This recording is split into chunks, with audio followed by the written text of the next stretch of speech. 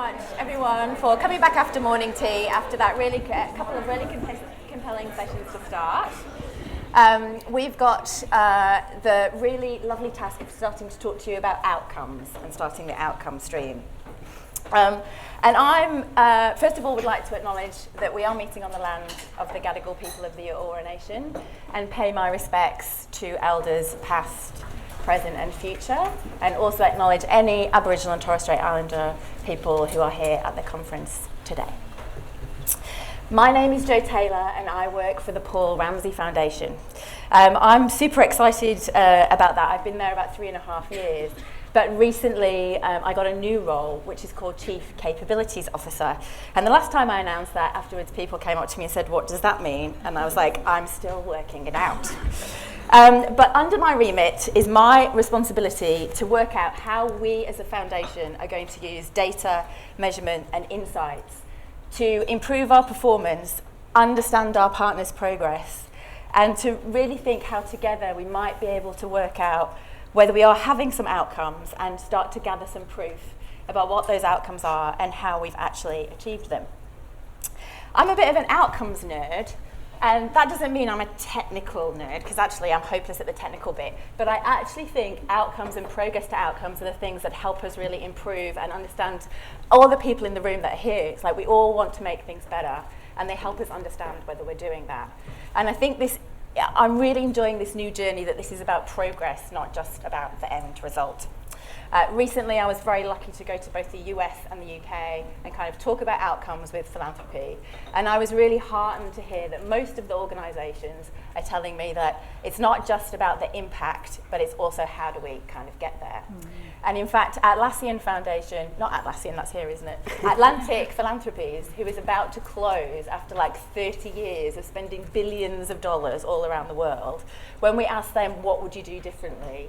They said we would spend less money on impact evaluation and more money on process evaluation. Really interesting. I didn't pay them either, so I was really kind of excited about that. So here we are, we're going to start the conversation, and our topic today is what's the difference determining, measuring and driving outcomes.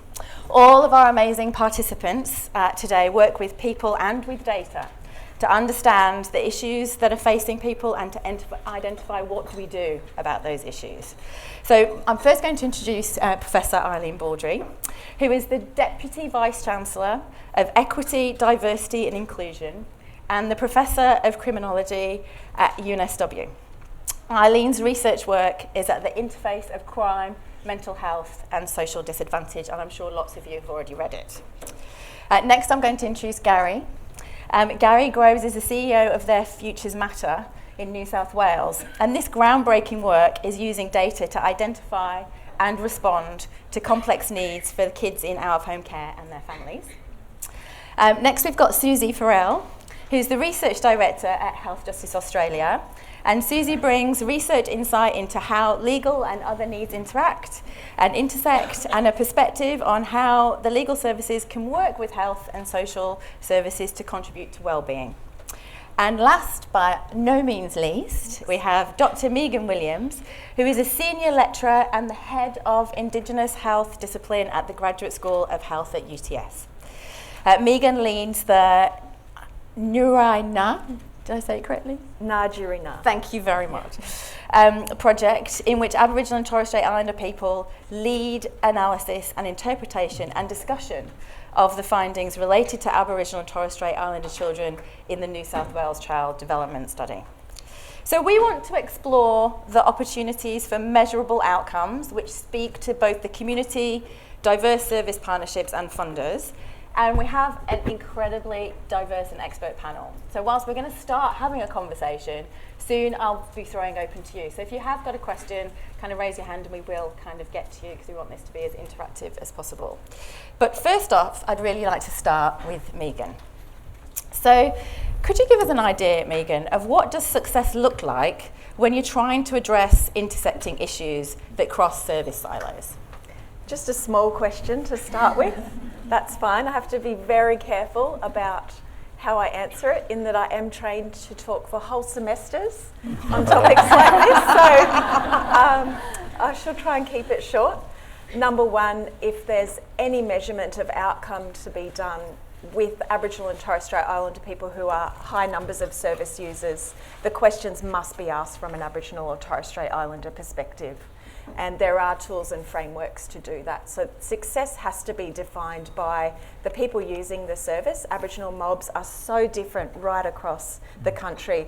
My people Wiradjuri are even very different. Our northeast Wiradjuri country, very different questions would need to be asked compared to out at Griffith, for example. Our histories are very different. So we need to take that local approach to defining success. And then also success for individuals as well as for families, for services, and for the system too. So using that socio-ecological model from public health, which is quite new to use in the justice space. And then the silos of the sectors. It's about asking in a local environment who the players are, rather than assuming from the outside that it's education, health, housing, family, and whoever, but asking at that local approach. Local can be hard, try regional. So there are a few of my little things I'll drop in for now. Thank you, Megan. And so that gives us a really good idea about how we might start. Gary, from your experience, can you also talk about how we might collectively measure for outcomes across some of the silos that Megan's talked about? So everything Megan said is right. My boss is in the room, so I can talk about government. So we all measure on political cycles, and some outcomes often aren't the things that we would say are successful in communities. But what we would say is success is both from an individual, a family, community, sector, and government. And that is the big difference to where government is moving towards. It is nice to have overarching outcomes. It's better that you start measuring from the ground up, because that's where you see the real difference. Across government, and Megan's right, often we keep playing in the same space, so justice, education, health, and other partners, where in fact the right people to be in the room are not those partners. They have a place, but so does the sector, and so do users of the system and individuals. So from my perspective, the success really comes from that type of engagement to get the outcomes you want. In the unit that I manage, we not only manage program success, we look at evidence-based implementation. We know if you get that right, you get the outcomes or where you want to head for those outcomes. But we also look at individuals. So for the first time, we know that programs are having an impact because of strength and difficulties questionnaires right through to community resilience. You can't have one without the other. It's a big shift for government alone to say, hey, education, what you're measuring here has a massive impact on what's being presented or whom's being presented, accident and emergency.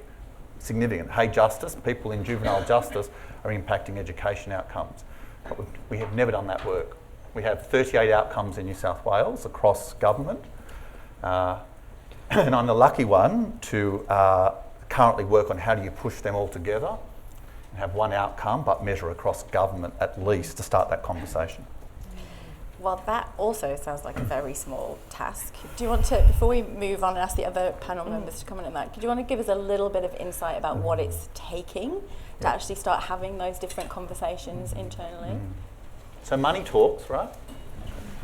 No, not all the time. So look, what it's about is saying if we want one or two good state outcomes, so every family should have access to the right services at the right time, if we just say that's the outcome, how do you not create new outcomes, leverage off existing outcomes in government agencies to meet that? That's the first thing we're doing right now. So we are pulling in agencies to say, if every child should have an early start to life, what does that look like in education?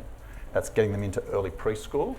How do you mark that? By their scores from 4-year-olds as 5-year-olds into kindergarten. Great, but there's a health component of that, because we know a lot of the disadvantaged communities and vulnerable families need speech pathology, need interaction with health services. So how do you combine an outcome sitting in health and pull it across to education? So part of it is a discussion to look at how you pull them together. So that's the first thing. The second thing is looking at what works, so what's promising and what's evidence-based that we know brings agencies together for that collaboration, because you'll probably hear me say it a lot today, collaboration is nice and holding hands is great. It doesn't bring people to the table. Outcomes bring people to the table, but you need to demonstrate them. And then what sits underneath that, which is the hardest task, because no one's ever done this, New South Wales government, is how do you measure a performance in education and how much of that outcome actually pertains to an outcome in health or facts or justice. You've got program logic, you've got your metrics, but in fact if you're not achieving over here education, I'm going to take your money and move it over here where in fact we are achieving. That's the discussion we're having right now. And it's a hard discussion to have, but if you're not meeting outcomes, then that's where it's kind of derived from. So we've heard a little bit about how difficult that conversation is within government. Eileen, your work has really crossed those silos and actually tried to make sense of some of the public data that's available, both across social disadvantage, mental health and legal. Would you like to talk about your experience of using that data and outcomes and how that, with putting the community at the centre, how you've managed to do that? Yeah. So the issue that we're all talking about, of course, has been an issue for a very long time of understanding how things interact. I understand very well the nature of the theoretical intersectionality, but I prefer to think about it as cumulative and compounding rather than intersectional, because intersectional makes it sound as if it's sort of like this, whereas what any of us who have worked in the areas particularly of complex support needs for any length of time know that it's integrated stuff. So it became really clear that the only way we could understand this was to have linked data. And I know that's now de rigueur, but it might be de rigueur, but it's still extraordinarily difficult to get it. But back when we were starting in 2006, people had not done that to any great degree. So that's the first thing I would say, that if you really want to understand how everything impacts on the other, then you have to have linked data. You have to be able to see the pathways. You have to be able to see what is happening at the same time for individuals. So, they might be in public housing and lose their housing at the same time they're having a mental health episode, at the same time their child is being dismissed from school, etc. And so unless one can see all those things and see what the results are, you don't end up getting a really good sense of how everything is impacting. And so I personally, I've done regression analyses and so on, but I'm not convinced that we can say, well, this is the one thing. You can do a regression and you can say, well, this particular factor comes out, and I've done that, this particular factor comes out as being in and of itself a predictor. For example, homelessness is in and of itself a predictor of return to prison. But that ignores all the other things that may or may not be impacting, positive and negative. So I guess that's the first thing. Then I think the second thing is that it's also, in my view, the only way to work with everybody on this is that it is joint work. So I don't determine what the process is or what what outcomes I'm necessarily looking for. It is the community, it is the people who are affected by that. Many, many years ago, I had a PhD student who was trying to interview people in prison, and I'd done that many times myself. But to be told, well, what'll you learn from talking to people in prison? Very wrong kind of approach to understanding how people experience their lives, because it's when you know how people experience it, whether you think it's an okay thing or not, but until you understand that, you can't also understand what all the outcomes really are. And so outcomes, and I utterly agree with you, I think process is so important, because if the process is not one of whatever you're doing being co-created, then it's not necessarily going to be all that helpful for the people for whom it's meant to help. So process is absolutely vital. Susie, do you want to add something? No, just to acknowledge that, and you know, it's like that question of what works. You're saying here, you want to know what the working is and have agreement about that, and really be community and person-centred about what working is. But then what is the what? What is the intervention, and what are we putting into that? And I think both of those questions are key to understanding how we make difference. Yeah. Can I just pick up on that a little bit? I get very annoyed with what works. And is that the movement in the UK? Yeah. But I get very annoyed by it because it suggests that, oh well, that's what you've got to do. Yeah, exactly.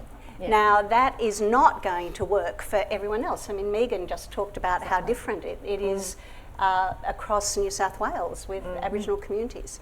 So can I say beware of saying, oh, that works, so we'll do it. Exactly. And can I ask you to beware of best practice? If you say something is best practice, that suggests that you can't do better. Yeah. And it also suggests that you kind of close down. So I think there are a lot of things that are thrown around which I don't think are very helpful for really innovative, outward-looking, collaborative work. And the working can also sound very static. Yes. Like you get there and then it's done. I don't think that it's not something that's done, as we all know from the work that we do. Absolutely. Yeah. So on my trip to the UK, why I was mentioning what works is because the UK government has funded a number of centres really quite fantastically to find out what works in different areas. There's one in education, one in the criminal justice sector.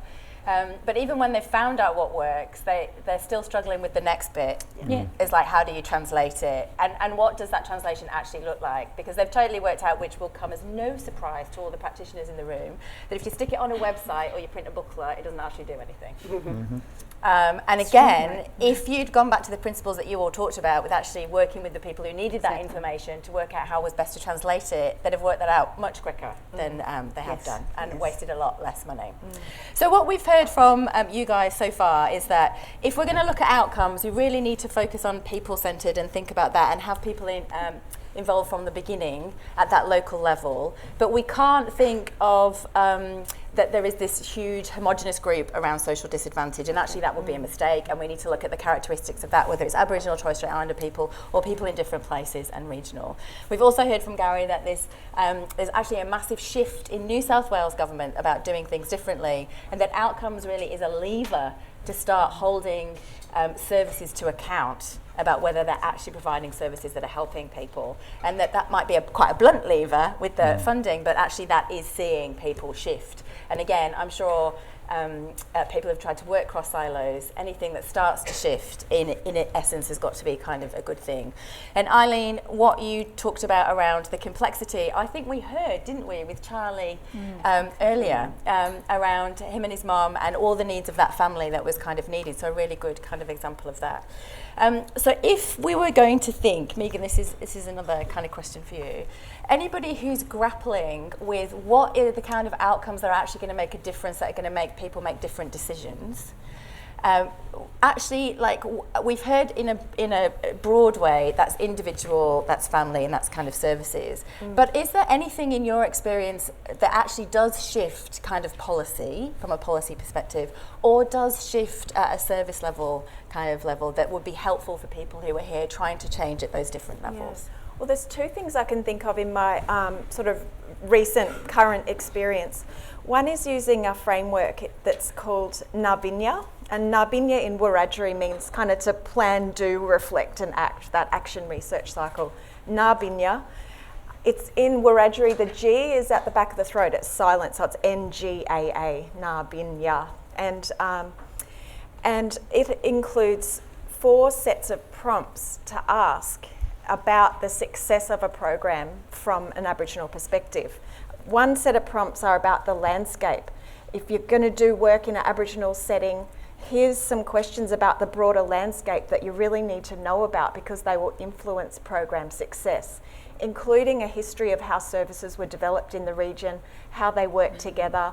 That even goes back to the history of the cleansing of our people from the land, the massacres. Our history is very different and it determines still the shape of services today. There's landscape prompts. There's a set of prompts that are about resources. In Aboriginal settings, there's so much goes into programs that are unseen to many of us. So the prompts in NABINA are for us to start thinking about, say, the informal caregiving, the networks and the relationships and the other resources. There's a set of prompts then about the ways of working, the ways Aboriginal people work. Because Aboriginal people, they're often a connector. A lot of connecting goes on. And it's not quite collaboration, but it's connecting. It's being told you need to talk to that person. So in understanding the success of a program, it's really useful to map all of the connections that go along with that program, its development and how it's implemented. And then also there's the learning. So in Aboriginal services, in my experience, and this is a crude example, but someone going back to prison, it might not be a total negative. We would see it in the stats as a negative. Recidivism's often the negative indicator. But for that person, you never know what's on their journey into a much better life ahead. So that's probably one of the trickiest, is recidivism as an outcome measure. So that's NABINA framework. It just is designed to get you thinking about programs in your own area and what type of data you need to actually measure what's going on. And then my other experience is with NABINA, which we've been very privileged to access data from the New South Wales Child Development Study, which I know is in partnership with your mob and a number of other government departments. It's UNSW psychiatry colleagues who've collected that data, gathered it, as well as a prospective cohort study that's going along with it. We are just privileged to access the data about Aboriginal and Torres Strait Islander children and young people, because it's a data set that represents 95% of our children and young people in New South Wales. And there's about 7,000 Aboriginal and Torres Strait Islander children and young people. Thankfully, on the one hand, they couldn't publish anything about us without us. Thankfully. But on the other hand, it meant that 7,000 of us had no representation at all. Yes, we were included in the overall count of the young people, but when we look at the 7,000, they're so different. The experiences are so different that our Aboriginal and Torres Strait Islander children and young people have. The data clearly shows what happened when parents' mental health is affected. It clearly shows what happens when a parent goes to prison, in education, health, and so on. So there was no way I was going to go about analysing that data on my own, and it's not protocol at all. In order to get ethics clearance, of course, our research has to be community driven. So we just cast the net wide here in Sydney, inviting anyone from our Aboriginal Torres Strait Islander communities who wanted to come along on the journey, the dangerous journey of linked data analysis. So we then worked with our UNSW colleagues to ensure that they were confident and comfortable working with us, and they weren't afraid all the time they're going to say the wrong thing. So it's a both ways journey for those researchers and us working together. And then we had workshops on data analysis. We looked at the data, and then we used a Lowitja Institute's facilitated development approach, which is like a nominal group technique in decision making. I'm talking that speak because lots of you are nodding. And we then were able to prioritise the questions we as a group had to interrogate that data with, because of course there were so many questions we could have answered, but unless we had that community control of the data and the community permissioning, then it's an awful experience as a researcher, partly because it paints us very badly. The data really contributes to that deficit discourse of Aboriginal and Torres Strait Islander people. At no point were questions asked or data in the linked data sets that are from an Aboriginal perspective about wellness or well-being or connection or culture, cultural strengths. There's nothing at all about our cultural strengths. So it's actually a horrendous experience to work on that data, and we had to develop that safe family feeling between all of us because we were confronted with a way worse picture than we ever expected. That data is worse. It tells a worse story about our children and young people. And you know our population, half are under 21. So that is our future sitting right there in the data. And if we cannot do better to support those and to understand that data, we are ruining our own future as all Australians, because that's on our story too, that we know the picture and we don't do anything about it. But that it means that we can't just let the family working group stop there, but it has to continue into others. So we recently held a forum. So this is all part of that, showing people what we've done, being transparent, held a forum, got double the number of people, only 80, but still, that showed how much interest from all types of people in what we'd been doing with the linked data set. And it was really important part of us rewriting that narrative about research as a dirty word too, that research is a tool and a strength for us as Aboriginal people to be able to carry forward and say exactly how we need to do things. And I just think with that approach, who would that not benefit? Which communities would that not benefit, that type of collaboration and working on that data? So I told you I could talk. No, stop. I know I'm supposed to be stopping you, but I'm loving it. Yeah. So, and I think for me, what the gold in what you've just said is so many levels. But we talk about learning. You've just demonstrated how before you even got to the data, how much learning there was for everybody in that session before you even got to the point of looking and analysing that data. And so I'd like to open to you, Gary. I mean, this is a big issue for us, isn't it, as a community, that the data that we collect is actually inherent with discrimination and loaded with biases. How can we combat that? We've just had a great example of how Megan and her team are doing that. But how do we combat that as a New South Wales government, or just individuals looking at data, knowing that it's just so layered, the data that we collect, with inherent biases that aren't actually going to help the people that it's being collected on behalf of? I think there's a few things, and I think everything Megan echoed to you is so true. So where we got it wrong was we've just released a report called Forecasting Our Future, and Aboriginality is overrepresented in every domain.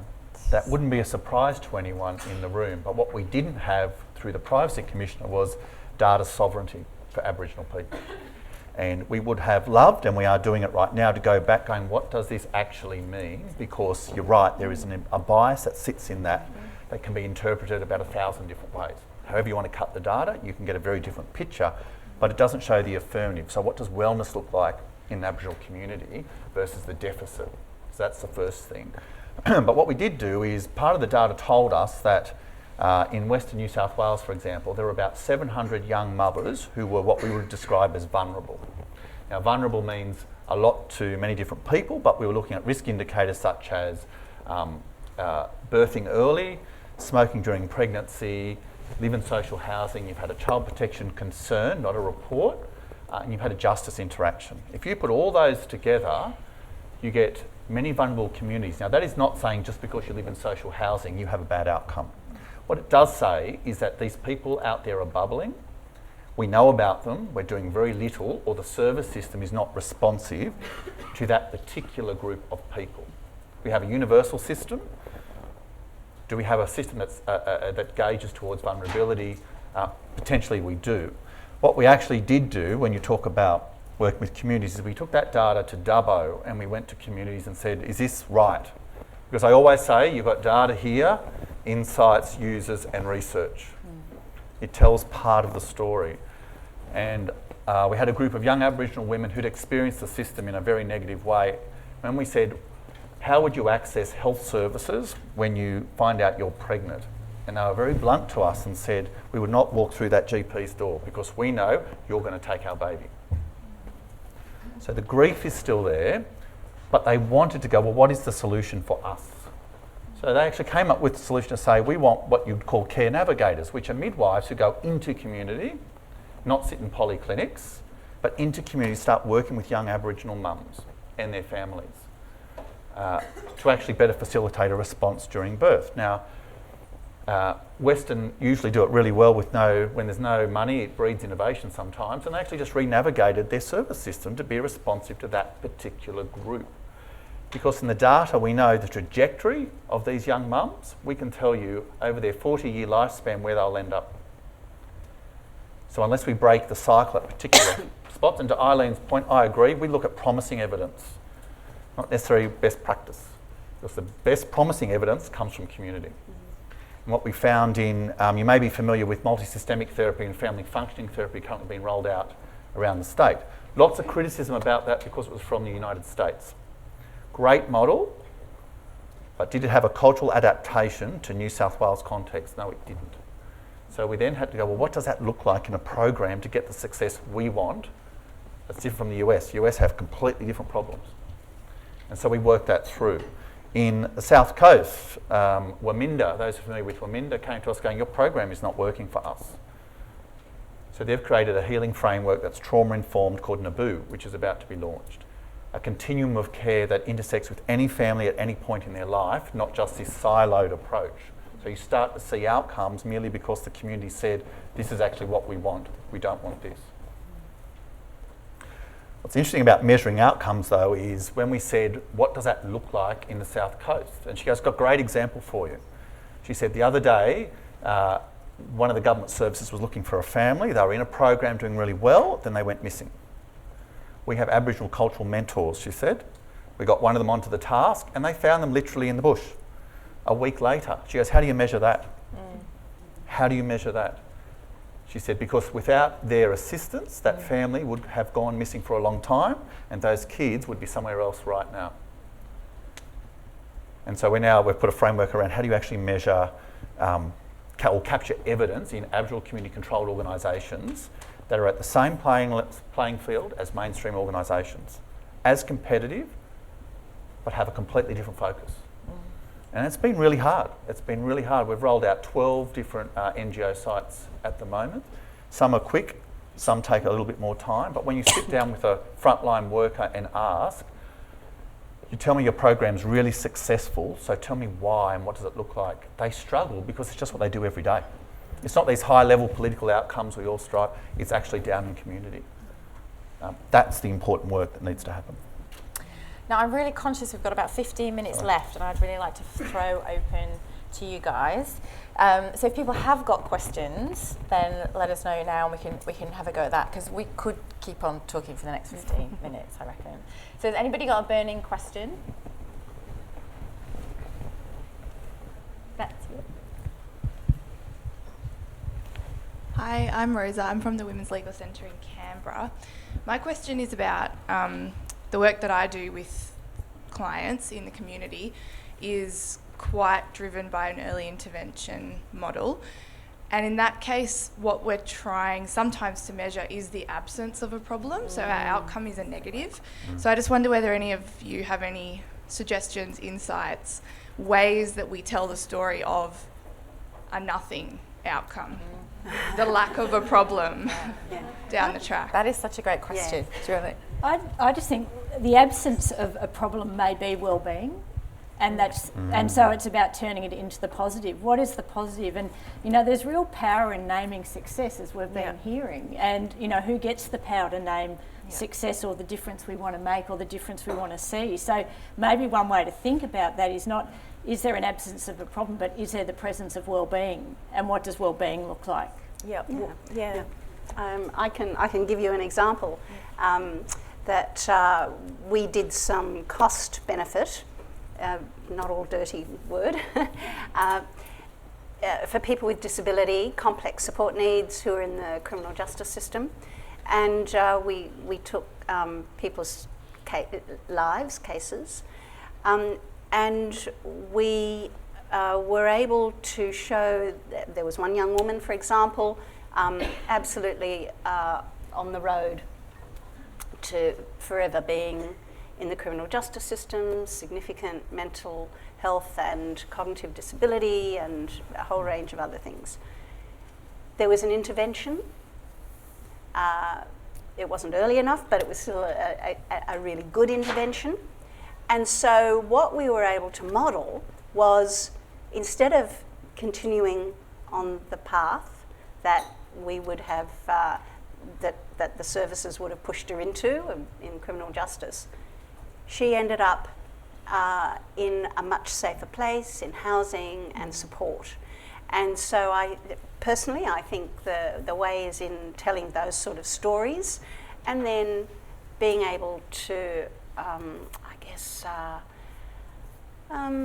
make those broader, the principles that you can then see. And we see that, we see that time and again. I see that time and again in the data that I've got, and also in the community stories that we have. So I might suggest something like that can give you both a story, positive story, as well as the principles that you can see having helped attain that, and the sorts of things that person has done and that the agencies have done. Megan? Yeah, I'll add too. I think get comfortable with case studies. Make a template that suits your workplace so that you can quickly complete it. And then you could do a cross-case analysis as well over time if you get enough. The other, I know instruments, we do need that data that spits out, kind of numbers at the end. And one that I would highly recommend that you have a look at, it's the Growth and Empowerment Measure. And it goes along with the Aboriginal Family Wellbeing Program.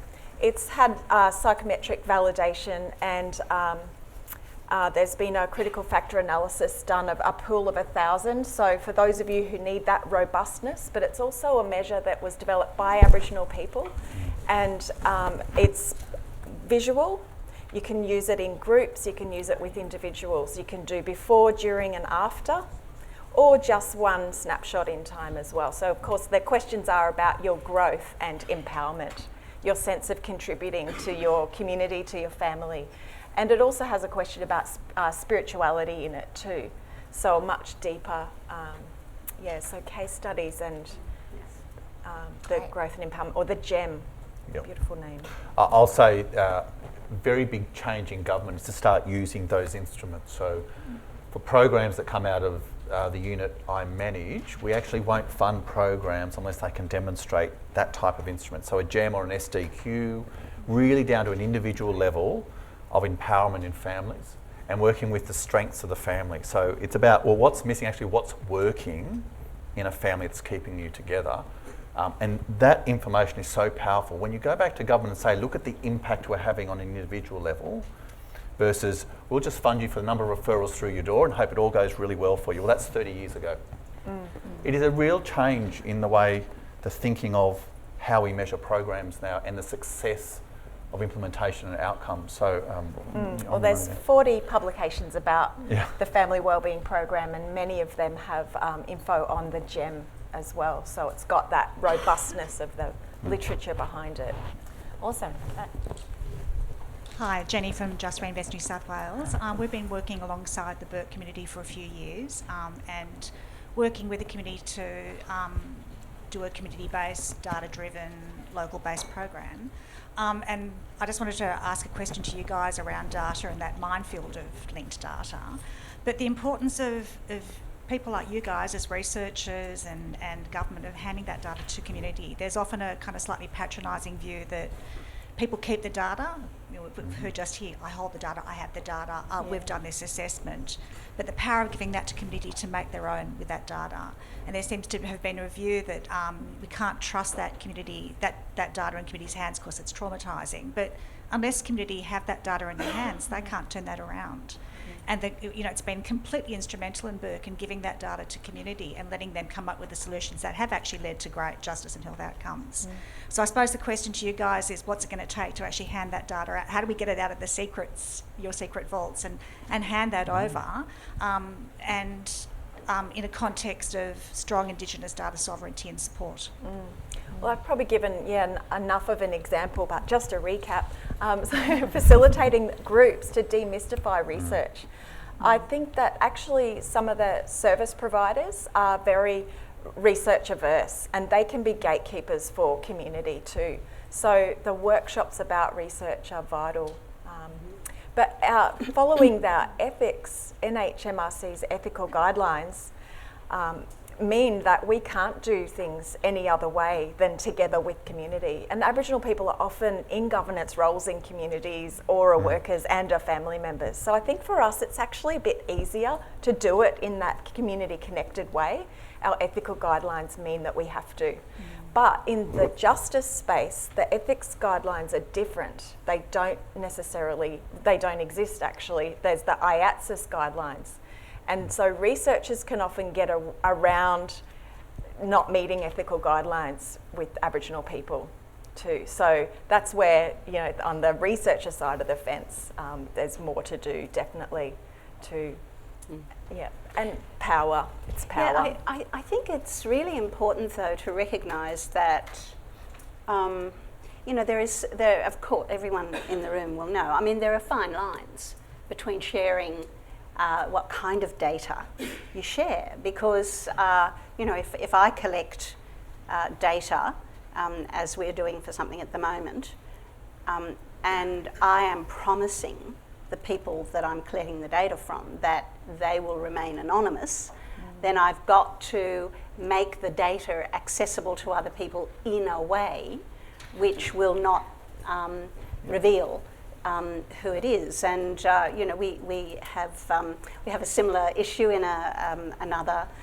community, actually a bit smaller, where if you put the raw data out, there are only there's only 3 people it could be. So there has to be a way that protects people, whilst at the same time making the data work for the community and the community be able to work with the data. And in fact, that other community that I mentioned, we are working with them on well-being because we shared with them the data that they helped provide us with, but we shared with them data which was really terrible. It just showed terrible things for that community. And their response, which was a terrific response, was, look, we've got a vision here. We've got a vision for a well place, not a bad place. So sharing the data in a way which protected people but nevertheless gave, people know how to respond. So I absolutely agree with you. But I think there is also a real problem with government. I'm sorry, but it's extremely difficult to get really in-depth data out of government, and it's getting harder actually than 20 years ago when I was doing the first lot. So we've somehow got to show why it's helpful, how it's helpful, how it will help lead to outcomes, that we share this data. Part of that is sorry, no, go ahead. No, about translation. If we can just pin translation there to the mental whiteboard to talk about. But I was going to say translational data is you can mine as much data as you want, but how you translate it to community is really important. And I would only say, I agree with Eileen, we're on a journey. Government in particular, for this particular work we're doing, has never had access to so much data from government services only, ever. 7 million records, over 2.3 million children in that. Anyone who's used a government service since June 1990 right through to June 2017. It's really powerful, and we've been able to go down to local government area and then look at risk indicators. That is a massive move for government to even go that far, because the Privacy Commissioner made it really clear to us under a public interest declaration, which is different from an ethics approval, to say you use the data, the community have to have access to it to a degree, and it has to be used for good. And part of our role was to survey over 1,000 people and say, if we mined your data, would you have a problem if it was to improve social policy in New South Wales? 80% had no problem with it, providing it was de-identified. It didn't go down to stigmatising 3 families in a particular community.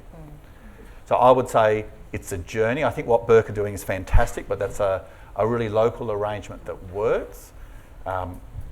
NGOs love this data at the moment because it's informing their business planning, for example. So we're saying young mums who are vulnerable and their children aged 5 with these particular risk indicators in these particular areas need a real focus. What does that look like for you, NGO X, that's delivering a service over here but needs to be over here? I think the next step for us is how do you translate that down even further with the next round of modelling. I think my point is the community and solutions. Yeah. That's exactly right. Exactly. That's what I just, yeah. They do. Exactly. If you just give it to NGOs and government, and I accept that NGOs and government are doing great jobs in many places, but community, the missing ingredient there, we're talking about people-centred, the missing ingredient is community. And in Burke, yes, we had that very sensitive data, and the community said, we want it. Yes. Yeah. How else are we going to turn it around? Exactly. We want it. And that data is reported back every 3 months to community. So they can turn it around because they're empowered by that data, and the Indigenous data sovereignty is determined by that community. So I suppose it's just, I know it's a new space for government to be in, but I can only strongly encourage to hand it over. It's But it also also a journey for researchers as well to collaborate with others who are, say, in our Najirina project, with artists who are able to help us animate in the most exquisite way what the story was from a part of the data. So researchers, we can only take it so far. We need the input from others to visualise, to speak about, to find the networks and the avenues to go to share the stories, to turn it into stories too. So researchers have to change and collaborate and not guard so tightly, I think. So there's a lovely quote from a US philanthropic organisation that says, there's no systems change without individual change, and there's no organisational change without individual change, and there's no systems change unless organisations and individuals kind of change. And you've all amply demonstrated the different ways that you've had to change as organisations, as government, in order to create a meaningful way that we can use kind of outcomes. Now we've got about 3 minutes before we need to wrap up, so I'd really like to invite each of you about what is the one thing out of this lovely rich discussion that you'd really like people to take away? For me, I think, when we talk about community and complexity, it's only people and community where the people are whole and community is whole. And if you, for example, gave the data just to one government agency, that's always, one perspective or one sector, it's always going to be siloed because it's only one lens on what is a whole person and a whole community. So it seems really natural to me to go back to the people for whom that we want to, that wellness is important for. Yes. Yeah. And focus on wellness. So I think our next steps in the next few years is really getting our heads around how we use this linked, integrated whole of community, whole of story, whole of person information, and absolutely going to the people who own it. I mean, people own their own data. People own their own stories, and what they say about it, and how we help understand, how we can be helped understand, and then to ensure that we continue to try to see this in systemic and structural forms, because, for example, Ruth McCausland and I, one of my colleagues, we've been working on the social determinants of justice, because we see exactly the same processes in justice as we see in health. Now, this is always going to be, it's never going to be a perfect framework. But as long as we continue to try to understand particularly the structural and systemic factors that are driving and keeping people in particularly bad spots, but also what are the systemic and structural aspects that help people move into well-being, move into much better places. So I guess that it's a plea for us all to never be satisfied with where we think we are, because we are learning so much every time we look at new information. I think too, looking at the shared determinants between health and justice, always looking for those similarities, and to connect that to the Uluru Statement from the Heart, looking at the similarities that we each share with Aboriginal and Torres Strait Islander people rather than the differences. I think really underneath both the health inequity and injustice for Aboriginal Torres Strait Islander people is a just constant disrespect and disregard for the strengths of culture. And until that shifts, you know, that systemic racism and the interpersonal racism, I think that we've got a long way to go. And that Uluru Statement from the Heart permissions us to think about Aboriginal people as the sovereign owners, but as the experts in a local area. And you would have found, Jenny, in Burke, that incredible responsibility the local people have for the local area for a better future. And tapping into that spirit means we can actually dismantle the power, and we start to see the different people for the experts in the different pieces of the puzzle, and then we can put the puzzle together to draw on all of our strengths collectively to work forward to. Is that on? Look, I think there's two things. One, government's just been through a big machinery of government change, so there's a real opportunity with the old facts now sitting in justice. We know 50% of kids in juvenile justice are in out-of-home care, for example, and we're now managing juvenile justice centres, adult prisons, the courts, tribunals, social housing, child protection, disability, sport and recreation and volunteers all in one cluster. There's a real opportunity to start looking at what data can be linked internally that even government hasn't had access to before. So I just encourage you to use some of those government changes to get the best out of the data. And look, finally, data tells a story, the user tells a better story. And it's been echoed constantly today. Don't forget the user in this story, because they'll often tell you the system they experience, but the system they want, which leads to the system enhancements that we need. Thank you. Will you join me in thanking Susie, Eileen, Megan and Gary?